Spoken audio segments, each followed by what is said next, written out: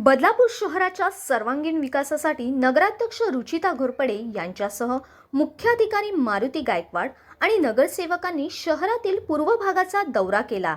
यामध्ये गांधी चौकात भव्य क्लॉक टॉवर, कात्रप जुना डीपी रोड रुंदीकरण, आरक्षित भूखंडावरील अतिक्रमण हटवणं, आधुनिक क्रीडा संकुल उभारणी आणि जुना पेट्रोल पंप चौक सुशोभीकरणाच्या कामाचा आढावा घेण्यात आला। या प्रकल्पाची प्रत्यक्ष ठिकाणी पाहणी करण्यात आली। तसंच हे प्रकल्प शहराच्या सौंदर्यात कशा प्रकारे भर घालतील यावर चर्चा देखील झाली। यावेळी नगराध्यक्ष रुचिता घोरपडे, मुख्याधिकारी मारुती गायकवाड, माजी नगराध्यक्ष राजेंद्र घोरपडे, बांधकाम सभापती रमेश सोळसे, गटनेते शरद तेली, नगरसेवक आदित्य पाटील, भविता घोरपडे, रोहन पाटील यांच्यासह शहरातील आर्किटेक्ट अतुल कुर्तडकर, राहुल श्रीखंडे, मंगेश हिंदूराव उपस्थित होते।